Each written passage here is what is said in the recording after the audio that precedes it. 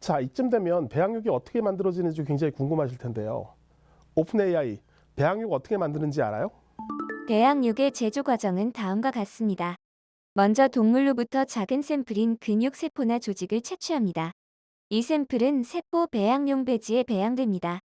배양 배지는 영양소와 세포 성장을 촉진하는 요소들을 함유하고 있습니다. 세포는 배양 통로라 불리는 배양 용기에서 적절한 온도와 환경 조건에서 성장합니다. 세포는 분화되고 근육 조직으로 발전하여 식물성 기반의 배지와 3D 프린팅 등의 기술을 사용하여 육조각으로 형성될 수 있습니다. 놀라울 정도로 오픈 AI 잘 알고 있는데요. 사실 여러분들 보시기에는 너무 복잡합니다. 그래서 제가 간단하게 한 두 가지 정도로 나눠왔습니다. 배양육은 가축에서 세포를 분리해서 계속 자랄 수 있는 세포로 만들어서 보관하는 단계, 흔히들 세포주 확립 단계라고 합니다.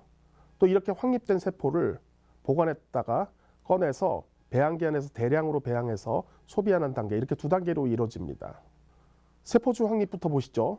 보통 세포는 무한히 분열하지 않습니다. 그러면 대량으로 배양이 불가능하겠죠. 그래서 무한히 분열하게 하는 불멸화 과정이라는 게 필요합니다. 불멸화 과정을 거친 세포를 우리가 안심하고 식품으로 섭취해도 되는지를 검증하는 과정이 반드시 필요하고요. 또 세포를 키우는 배양에 또 여러 가지 성분을 포함할 수 있습니다. 잘 키우려면요. 그래서 이러한 성분들을 식품으로 섭취해도 될지를 확인하고 점검해야 되겠죠. 그럼 이렇게 개발되는 배양육은 어떤 영양적 가치를 지닐까요? 우리가 먹고 있는 고기와 같을까요? 아니면 많이 다를까요? 서두에서 말씀드렸던 것처럼 고기는 인간에게 반드시 필요한 단백질 그리고 여러 가지 영양소를 공급하는 중요한 식품으로 그에 상응하는 영양소를 갖추어야 될 것입니다. 어류나 새우 같은 수생갑각류도 배양육으로 개발하는 연구가 한참 진행 중입니다. 근데 이 어류는 조금 더 복잡합니다. 우리가 등푸른 생선 같은 걸 섭취할 때 기능성 있는 DHA나 EPA 같은 유용한 지방산도 함께 섭취되기를 기대하잖아요. 근데 문제는 이러한 유용한 지방산은 물고기가 만들어내는 게 아니고요. 조류로부터 먹이사슬을 통해서 추적되는 것입니다. 그러니 세포를 키우는 배양육에서는 충족이 안 되는 것이 문제가 될 겁니다. 다음은 이제 식물성 대체육입니다. 식물성 대체육은 배양육보다는 훨씬 더 친숙하실 겁니다. 콩고기 같은 거 생각하시면 될 것 같은데요. 콩 같은 식물에서 분리한 단백질을 주로 해서 고기를 대신을 할 목적으로 만든 식품을 식물성 대체육이라고 합니다. 국외에서는 이미 다양한 형태의 식물성 대체 식품이 개발되고 있고요. 우리나라도 제한적으로나마 제품이 판매되고 있습니다.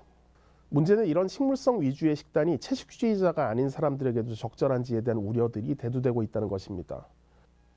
여러 가지 문제 중에 가벼운 문제부터 보시죠.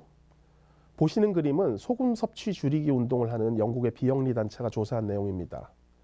상당수의 식물성 대체육의 염분 함량이 높다는 것에 주목하고 있는데요.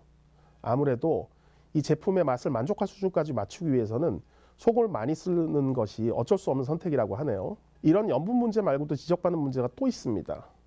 최근 연구에서 밝혀내고 있는 내용들인데요.